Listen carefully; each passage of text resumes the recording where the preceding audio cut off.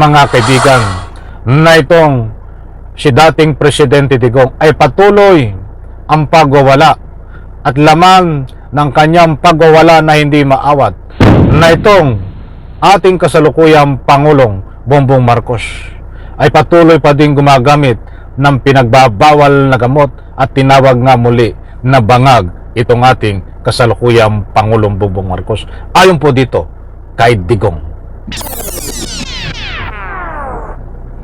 Alright, welcome back to my YouTube channel. I'm Andes Vlog.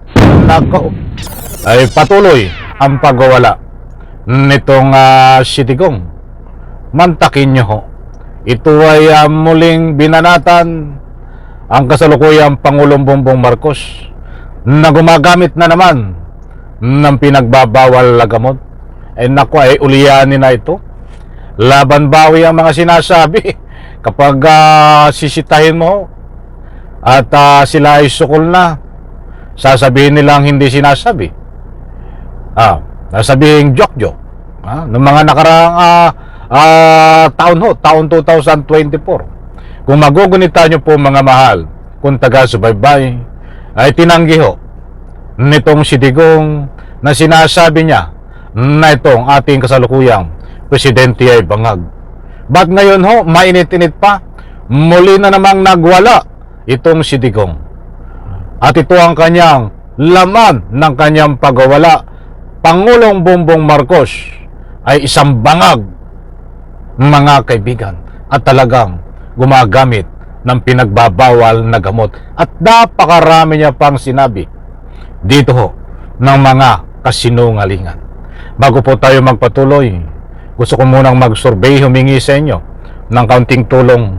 Naniniwala po ba kayo na itong ating kasalukuyang Presidente, tagalang-galang Bongbong Marcos, ay isang bangag at gumagamit ng pinagbabawal na gamot? Dahil yan ho ang pinagwawala. Yan ho ang sinasabi ni Digong. Muli, mainit-init pa na laman ng balita na ibabahagi ko po sa inyo. Any reaction, diyan no sa comment section, inaanyayahan ko po kayo magbigay ng anumang public opinion. Eto na, mga kaibigan, shoutout po sa lahat. Pakinggan po natin, nunawain ang pagwawala nitong si Digong na ang sabi nga niya, bangag ang kasalukuyan nating Pangulong Bongbong Marcos. Eto po, mga kaibigan. Mga maanghang na birada ang proclamation rally ng PDP laban sa San Juan. Si dating Pangulong Duterte bumanat na puro pangako lamang daw si Pangulong Bongbong Marcos at gumagamit umano ng droga. Nasa frontline na balitang yan, Ria Fernandez. Meron isang presidente na talagang bangag. Yan po mga kaibigan, entrada pa lang mainit-init na. Mainit-init, yan no.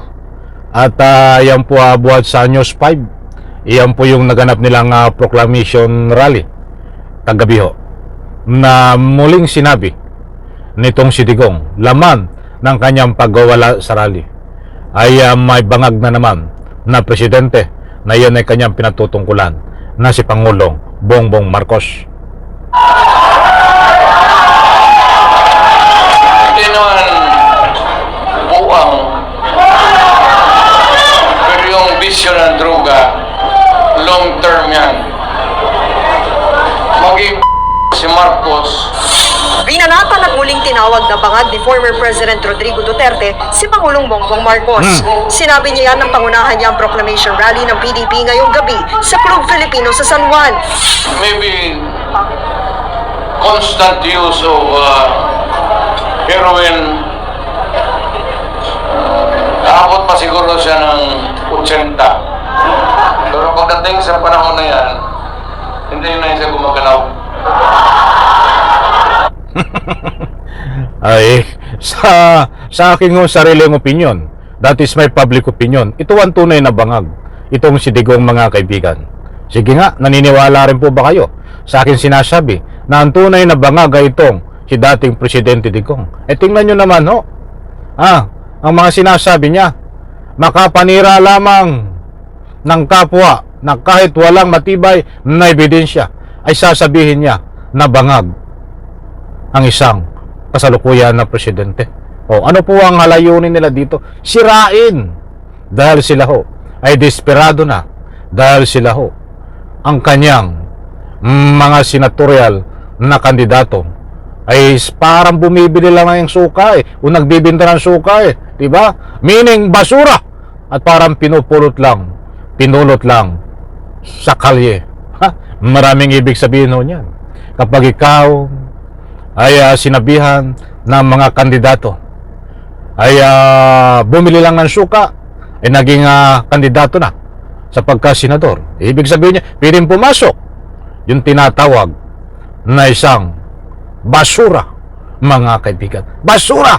Pag sinabing basura, alam niyo no, ang ibig sabihin nun. Hindi nakatindig lang yan sa kwarto niya. May naririnig niyo ho. Itong mga sinasabi ni Digong, yan ho ay kagabi nangyari. Uulitin ko po doon sa part na ika nga po'y gumagamit ng pinagbabawal na gamot. Itong ating kasalukuyang Pangulong Bongbong Marcos para lubos nyo pong maunawaan. Ito ho. Napuro ng mga maanghang na birada ang proclamation rally ng PDP laban sa San Juan. Si dating Pangulong Duterte bumanat na puro pangako lamang daw si Pangulong Bongbong Marcos at gumagamit umano ng droga. Nasa frontline ng balitang yan, Ria Fernandez. Alam niyo ho, lumang tugtugin na itong mga banat ni Digong Di ba? Wala na siguro itong maisip na bago. Sa bagay, mahirap mag-imbento Di ba? Nag-imbento ng mga sasabihin sa proclamation rally. But ay lumang tugtugin. Wala nang maniniwala ho dito. Ito pa ho.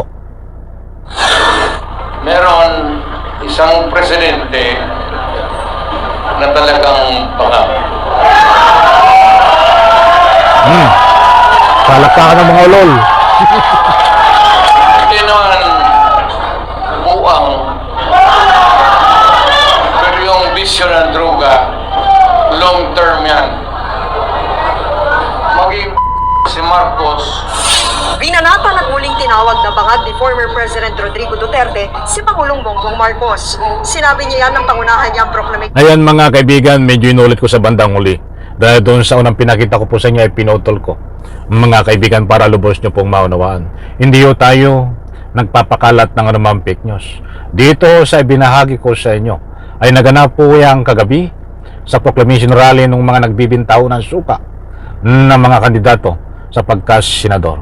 Maliwanag po diyan, mga kaibigan, na itong si dating Presidente Digong ay patuloy ang pagwawala at laman ng kanyang pagwawala na hindi maawat na itong ating kasalukuyang Pangulong Bongbong Marcos ay patuloy pa din gumagamit ng pinagbabawal na gamot at tinawag nga muli na bangag itong ating kasalukuyang Pangulong Bongbong Marcos. Ayon po dito kay Digong, iyan po ang laman ng mga nabanggit niya.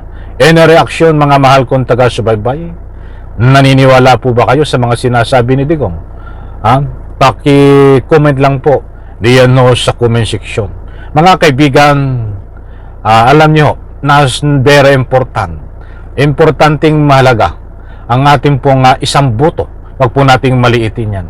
Isang boto nyo ho ay importanteng mahalaga. Kaya't ako ho, hindi ko naman pinapangunahan kayo. Subalit ako po ay nagpapaalala. Wag na wag po nating iboto itong mga kampo ni Digong dahil yan ho ay hindi magsisilbi ng tunay at tapat sa ating Republika ng Pilipinas, bagkos ang pagsisilbihan lang yan ay itong si Digong, itong si Sara Duterte, si Kibuloy, at syempre hindi ho karapat-dapat silang magsilbi sa ating Republika ng Pilipinas dahil wala ho sa kanilang mga ugali, wala ho sa kanilang mga nananalaytay sa kanilang dugo, ay kangapoy may mabuting loob sa kapwa. Puro pananakot, lalo na ho kapag yan ho ay nabalik sa pwesto bilang senador at patuloy na mananakot ho yan ng kapwa. Alam ko mga kaibigan, hindi nyo po dapat iboto yan. Hindi ko man kayo pinapangunahan, ako po ay nagpapaalala lamang. Muli po maraming salamat, pagpalain po tayo lahat. Sabay-sabay po natin i-like ang video na ito. Diyan po sa comment section, muli ako nagpapaalala, magbigay po kayo ng anumang public opinion. Ako po ay naniniwala na hindi po gumagamit ng pinagbabawal na gamot ang ating kasalukuyang Pangulong Bongbong Marcos na yang mga binibintang ni Digong ay isang tactical strategy na siraan ang ating Pangulong Bongbong Marcos. Subalit, wala hong maniniwala na dito kay Digong, mga kaibigan. Bye-bye. Palakpakan.